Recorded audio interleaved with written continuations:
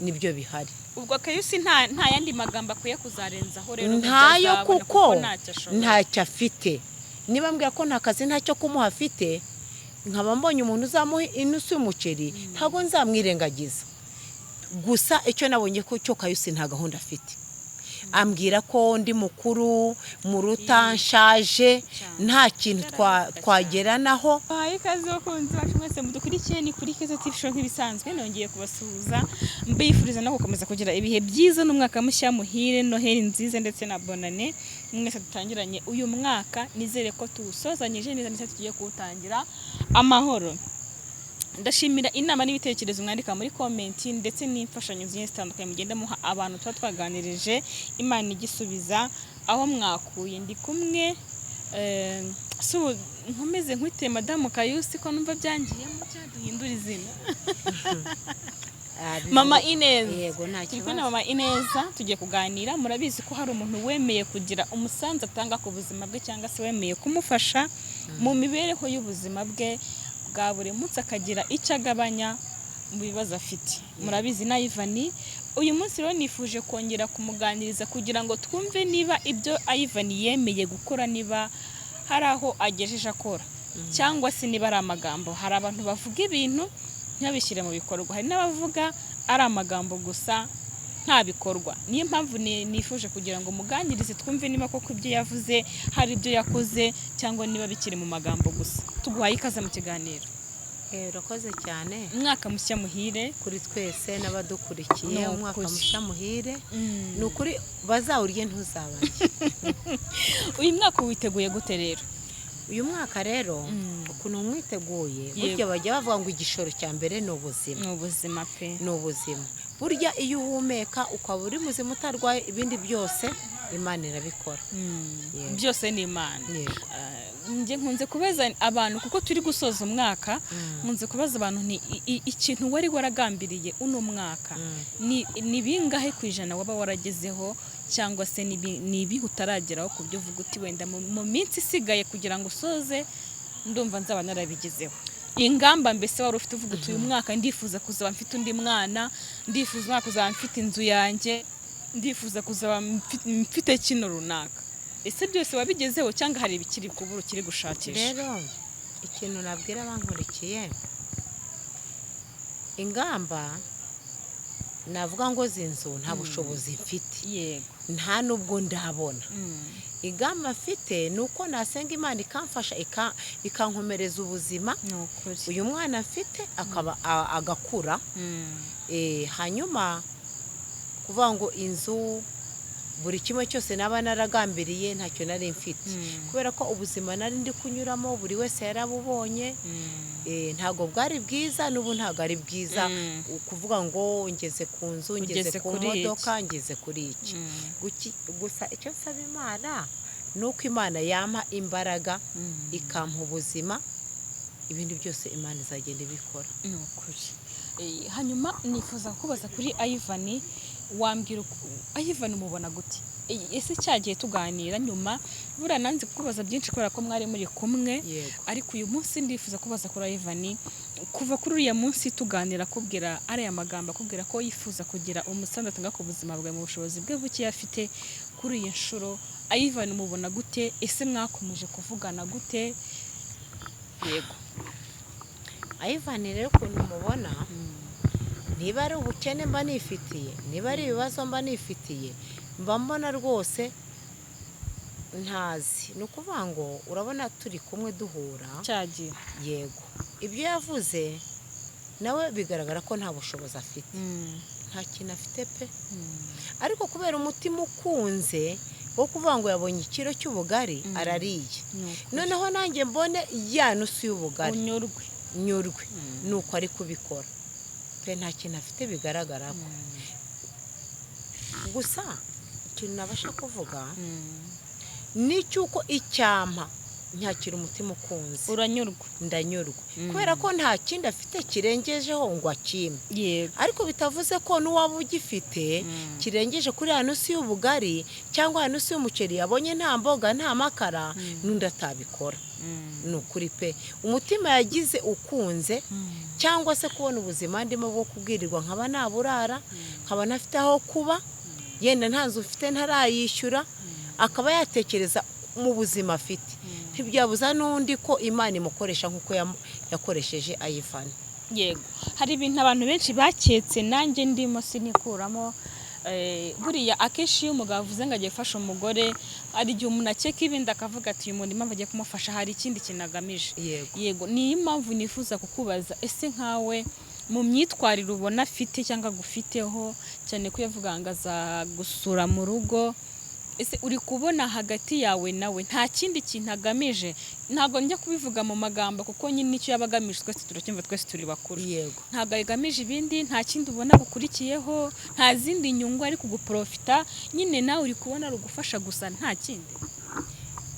rero ikintu nagusubiza ni ukuvuga ngo tuvugane ubu aka kanya, igihe tumaranye ntabwo ari kirekire, ni igihe gitoya. Yego, ni ukuvuga ngo mu minsi turi kumwe navuga ntacyo ndabona, ntago mbizi pe, kubera hari ubuzima ubona ari ibisanzwe se?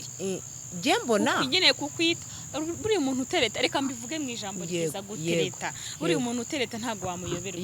Umuntu ufite icyo agushakaho agukeneyeho ntiwabiyoberwa. wowe nyine ubona nta kindi kintu agukeneyeho ari ukugufasha nk'uko n'undi muntu wese yagufasha, nta yindi nyungu aguprofita. rero buriya abagore ukuntu duteye, cyangwa igitsina gore cyangwa igitsina kobwa, ni ukuvuga ngo iyo umuntu atarakubwira ngo dukundane cyangwa se tubane mu buzima nyine mu rugo, agusaba ibintu by'urukundo, ntabwo wapfa kubimenya, sibyo? ni ukuvuga ngo gusa ukuntu mubona ni wa muntu uri kuza koko ukabona niba ari iyo nusu y'ubugari arambwiye ati mami neza icyo mbashe kubona ni iki ngiki, ariko ukabona araseka afite utunyamuneza, ni bwa bufasha bw'uko yanyishimiye, yavuze ko Imana yamweretse ko agomba kugira ikintu ankorera, mu bufasha afite buke bushoboka. ariko kuba yambwira ngo arankunda cyangwa se hari ibindi yari bwansabe, ntabyo ndabona, kubera n'amaso ahumye y'ubuzima nibereyemo y'imibabaro mfite. iyo nzaniye kuvuga ngo akira inusu y'umuceri, mba mbona ko aricyo kimuzanye, nta bindi ndi kurebaho, nta bindi ndi kurebaho, kubera ubuzima nibereyemo n'ibibazo n'ubukene nibifitiye, nta bindi ndi kurebaho. Reka twizere ko nta n'ibindi agamije. Hanyuma ku ruhande rwa Kayusi, buriya nubwo Ayivani yavuze ngo ari kugufasha, yego ni byiza, ariko buri umuntu mwabyaranye kugira ngo upfe kumucika cyangwa se kumuvuga ngo uramuretse burundu biragoye, kuko nawe aba agifite ikintu agushakaho, ku buryo isaha n'isaha avuga ati ndashaka umwana wanjye. Kuba waremeye ko agufasha ni byiza kandi nta n'uvuze ngo byange, ariko ku ruhande rw'umuntu mwabyaranye, uwo mwana ntabwo utekereza ko bizagenda nabi cyangwa akabifata nabi cyangwa akabifata ukundi kuntu bitari wabitekerejeho byo? rero impamvu ntigeze nanabitindaho cyane, Kayusi sinzi wabo ntabwo wigeze ujyayo. oya, ntabwo nigeze njyayo, nigeze nahura na nyirasenge we, nawe asezeranye ibintu azashobora kuzamfasha na mbere hose, ibyo bintu biranga, ntabwo byigeze bikorwa, kugeza ubwo nagomeza kuzurungutana n'ubuzima bunzengurutsa, nkabura homba.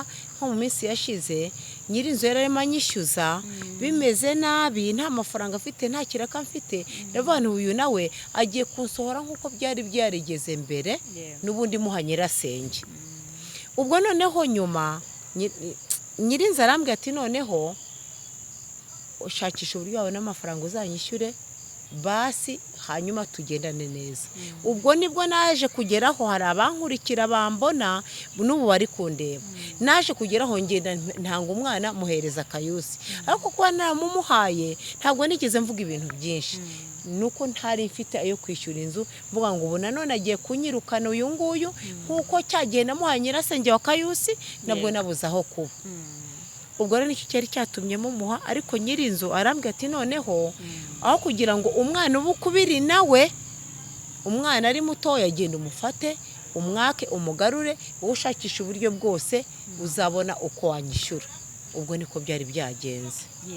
Yego, umwana wamufashe. Yego, ubwo rero ni ukuvuga ngo ubu tuvugana aka kanya Kayusi nta bushobozi afite, niko ambwira, n'abadukurikiye barabizi, nta kazi afite.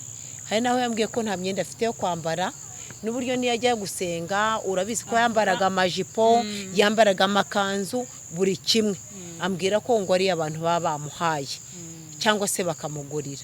Bivuge ngo kuba nakwigundiriza kuri Kayusi atabona no kuvuga ngo umwana tugeze ubu amezi 7 arageze, akeneye igikoma, akeneye imbuto, ibi byose nta kintu ari kubona. No kurya byatangiye no kurya nuko ibyo byose nta kintu Kayusi afite cyo kumva.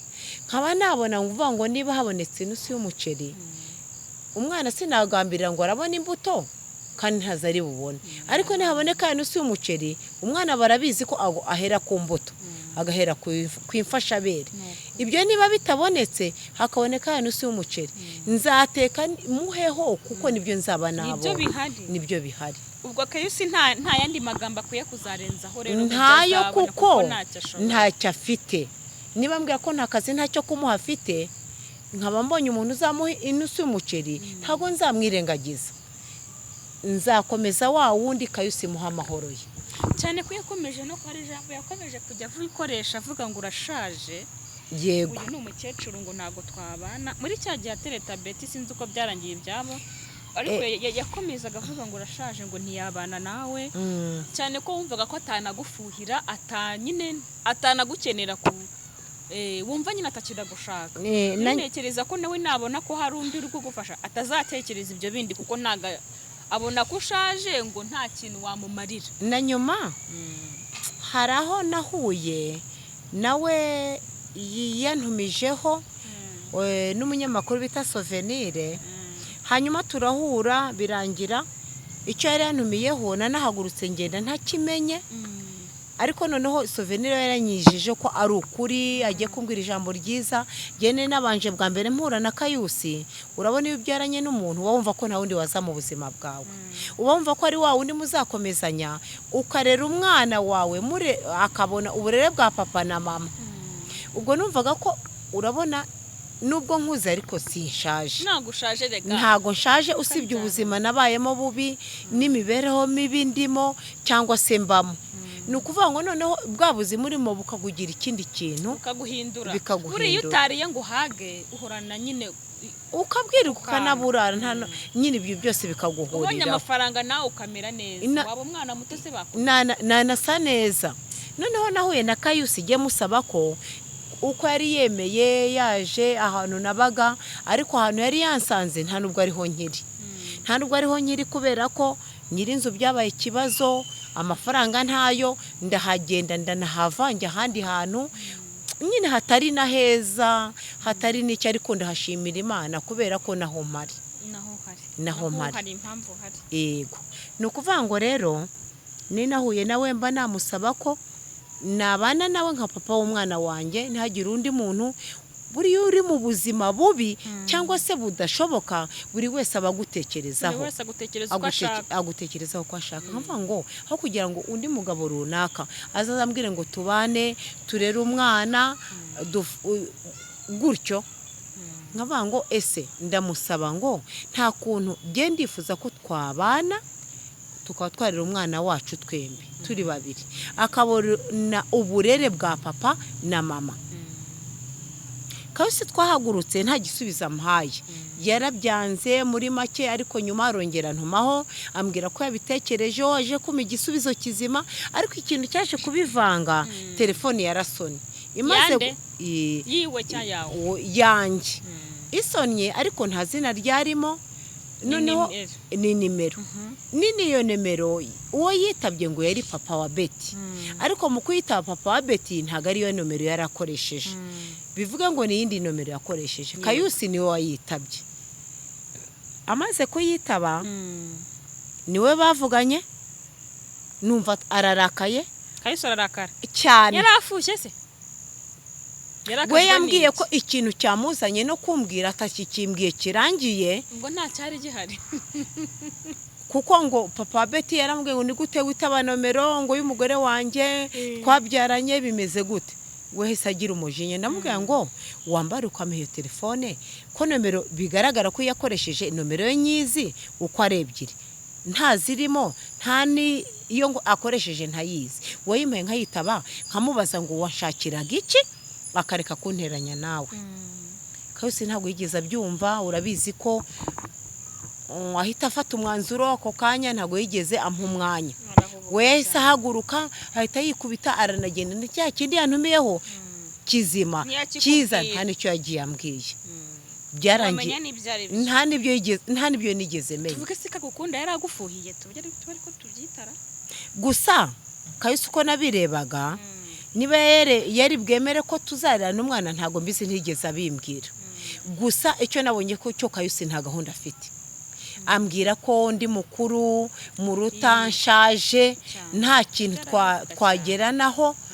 Abantu bankurikiye barabizi ko babimbwira kandi ngewe n'abantu bankurikiye badukurikira nabonye bavuga ngo Kayusi uwo muntu mureke ni mukuru baravuga ngo akureke andeke ninde n'abandi bakambwira ngo nindere umwana ngende nicare ntuze ndere umwana nshyira umutima hamwe ibya Kayusi mureke ntaho nahurira nawe.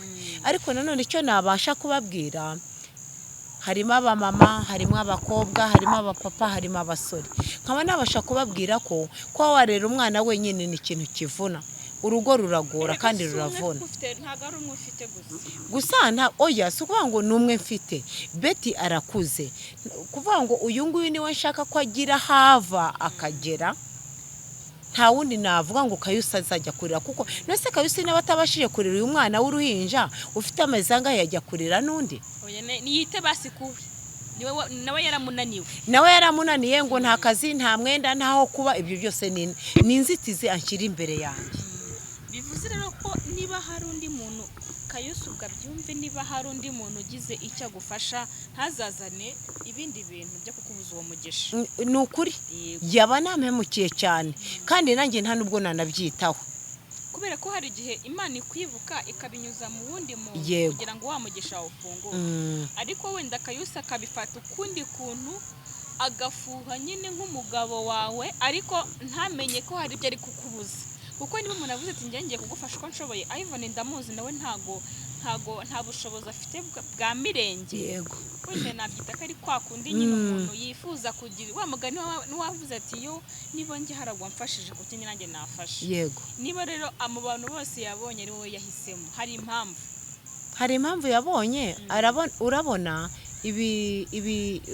ibibazo byanjye bimaze igihe sinavuga ngo ni kirekire cyane ariko bimaze iminsi. Niba yarabonye ikiganiro cyanjye akabona ubuzima nanyuzemo akabona nibwo ndimo aka kanya niyo mpamvu yenda umutima wamukomanze aravuga turiya muntu ugomba kumwegera mu bushobozi ufite ukagira icyo ukora.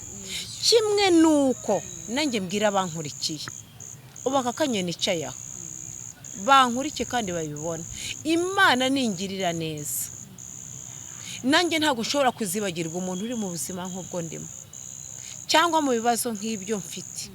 Nanjye Imana niramuka inteje intambwe nkavaho ndi nawe uzafasha abandi nanjye nzafasha wa muntu ufite uri kurera umwana wenyine uri mu buzima bwa wenyine udafite aho kuba udafite inzu ukodesha bamwirukanye cyangwa udafite ayo kwishyura. Ni ukuri Imana ibifashemo sinzagome muri ubu buzima ndimo. Nanjye ndifuza ko Imana izantera intambwe yaho ndi mpave nzafasha undi muntu ufite ikibazo nk'icyanjye cyangwa udafite icyo kurya udafite aho kurara. Ni ukuri ndabivuze kandi Imana ibimfashemo. Njye ndasaba Imana ko uyu mwaka twawusoza hari abantu benshi Imana ihinduriye ubuzima ishaka kubinyuza muri wowe ishaka kubinyuza muri njye. Ni ukuvuga ngo birababaje kuba wasoza umwaka uri hanze udafite aho kuryama, Noheli ikaba udafite aho gucanira imbabura, Noheli ikaba udafite aho kwegeka umusaya. Ariko buri muntu wese ufite icyo kibazo Imana igira uko ibigenza. Iyo tuvuze ngo Imana igira uko ibigenza ntabwo ari Imana imanuka ngo igufashe, kuko Imana ikorera mu bantu, ikorera muri wowe, igakorera muri njyewe. Rero wa mugani ingamba twinjiranye muri uyu mwaka, Imana icyambere iduha ubuzima buzima, ikindi iduhe kwakira, iduhe guhirwa.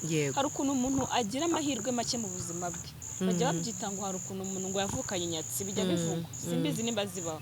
Ariko hari ukuntu rero ubuzima bwawe ukareba nta kintu na kimwe kijya kiguhira mu buzima bwawe, ukibaza se mfite umwaka wa mugani ngira amahirwe make nuko ntakora se ni iki kindiwe. Ariko ndasaba Imana kugira ngo uyu mubyeyi wa mugani gora yirukanka inyuma y'umuntu mfasha akaguha 500 akaguha 100 akaguha 500, kandi atari uko yabuze. Buri umuntu wese uzi ko yabyaye n'ukuri wifuza kugira icyo afasha umwana we. Ntago gufasha umwana bigora. Umwana asaba iki se? Ni amata gusa, kuko umwana wenda imyenda arayifite. Ni amata gusa, na litiro ya 800 ku munsi kunanire. Urumva rero gufasha umwana si ibintu bigoye, ahubwo ikibazo wowe ubikora ubikoze gute? Hoya na mituweli ziba zikenewe, ariko nubundi ntayo nta nayo. Mituweli asabwa ni y'umwana na nyina, si 6. Yego, isoga 6 n'amafaranga menshi wabura. Ariko rero nicyo kintu ndi kuvuga, ni uyu mwaka tuwutangire Mama Betty ameze neza, nta kajagara afite. Imana ni hari ukuntu Imana ikora igitangaza ku muntu. Imana ikakuremera ibifatika, Imana ikaguha umuntu w'umugisha, Imana ikaguha inshuti z'umugisha, nyine ku buryo umwaka uzawutangira noneho nta byo kusabirizwa kwa Kayusi. Oya, nta nubwo nifuza kumusabirizwaho. Buriya niba naramugerageje ngo agire icyo afasha umwana bikanga, nkagerageza basi tubane mu buzima turimo, noneho niba agiye gukorera ibyo 2 cyangwa icyo 1000, nanjye nkaba nabonaho mfura, nkaba nakora icyo 1000 cyangwa icyo 5, duhurize hamwe. Nabyo byaranze. Niba byanze rero ndumva Kayusi namureka, Imana ikagira ikikora nk'uko hari ikikoze ngo mbone iyo nusu y'umuceri nk'uko Ayivani yabimbwiye. Nicyo cyonyine gishoboka ubundi. Yego. Buriya icyo udashobora kireka kigakorwa n'abandi, ariko ntugaruke guteza ingaro. Icyo twanga nuko yazaza guteza ingaro muri bwa. Hari ukuntu umuntu akureka yabona bwa buzima bwaragarutse, warabaye umuntu nyine hari icyo ufite, akagaruka ati mugore wanjye. Ibyo ntago, kandi ashati mugore wanjye bumufitiye umwana ntiwamwanga. Oya. Rero impamvu ntabitekerezaho ko Imana impindurira ubuzima cyangwa hakagira ikintu gihinduka ku buzima bwanjye, ntatekereza ko Kayusi ashobora kuza. Kayusi ntigeze yemera ko n'abandi kumwe nawe. Kayusi igihe cyose avuga ko nkuze, nta nubwo avuga ko nkuze, avuga ko nshaje. Sibyo, gukura no gusaza biratandukanye. Iyo ukuze uba uri umuntu ukuze mu myaka, ariko ibindi bintu byose bishobora kuba byakunda. Bavuga ko nshaje. Niba bavuga ko nshaje rero nta nubwo yanahuza nanjye ngo abone Imana impindurira ubuzima ngo yabwivangamo. Njye simbitekereza, kuko ntabyo ndigera mubonana, kuko igihe cyose abanca intege, abambwira ko nshaje, abambwira ko ntahurira nawe, abambwira ko nta n'ikintu nanahuza nawe mu buzima. Ubwo rero nkaba mvuga ko Imana igize ikikora nukuri, cyangwa nkuko yaba yamuje n'uriya muntu mu bushobozi bwe, niba ari yorobo y'ubugari, nzakira ukwiri. Kayusi muha amahoro ye. Turimo gusoza, ni iki kintu wabwira Kayusi? Turi gusoza umwaka, hari ibihe byinshi mwanyuranyemo, hari ibibazo byinshi mwanyuranyemo. Kuri uyu munsi turi kugana ku gihe cyo gusoza umwaka, nubwo hakiri iminsi, ni iki kintu wabwira Kayusi? Niba hari ibyo umushimire, niba hari n'ibyo munenga umumunenga, kuko nyine mwarabyaranye yego, ariko wagira iki ijambo umubwira mbese muri uyu mwaka mwabanyemo ugerageje nuko mwabanye? Rero ikintu nabasha kubwira Kayusi, cyangwa se ni ukuvuga ngo ikintu namubwira, kenshi yagiye yitarutsa inshingano afite. Nubwo duheruka guhura yambwiye ko atari jyewe Imana yamuteganyirije, hari abandi batoya bafite imyaka mikeya, abakobwa batoya bangana. Ikintu nabasha kumubwira ni cyuko yabasha kumenya ko n'ikindi gihe azinjira mu nshingano runaka cyangwa azakunda umukobwa runaka, azabasha kumenya ko ingorane zizavamo.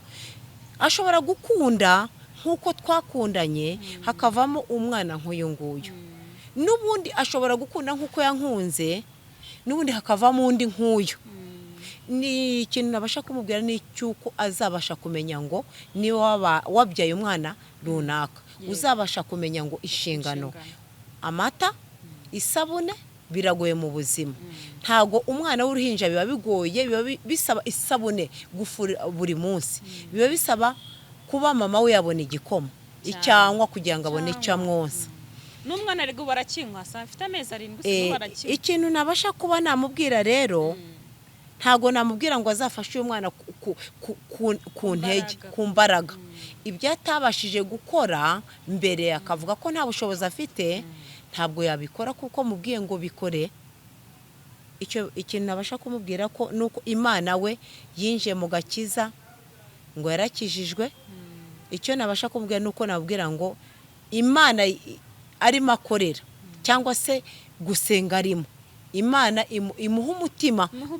ubwenge bwo kuba yakurikira akavuga ngo hariya mpafite umwana mpafite iki cyangwa se nzinjira muri ibi ngibi buriya no gusenga hari buri muntu agira iyo usenga bura ukizwa ku mutima hose yego kuko ni no gato niba uvuga ngo wagarukiye Imana warakijijwe yego warakijijwe ugendana Bibiliya rwose uravuga ugatitira ariko ntago ariyo mirimo inshingano zikugomba urazikora niba ugenda ugatera inda ntuzuze inshingano warangiza ukajya guhanura warangiza ukajya kuvuga ngo urasenga uraririmbye buriya ni nko kwambarira inkweto hejuru y'igisebe wa mwana yarwaye nta miti yabonye umwana yabuze igikoma umwana yabuze buri kimwe cyose ntacyo uri gukora ahubwo bandukiye muri by'ingenzi ntago Imana wajya gusenga iguha ibyifuzo yo gusaba ikote ngo ujye kuvuga ngo Mana mpikote ryo kwambara n'ishati kandi umwana wawe yaburaye izabanza ihe umwana icyo kurya kuko ni ubuzima ari kurengera kurusha ibyo kwambara rero dukizwe mu bwenge tubeho mu bwenge yego reka dusubize ikiganiro tuzasura mu kiganiro cy'ubutaha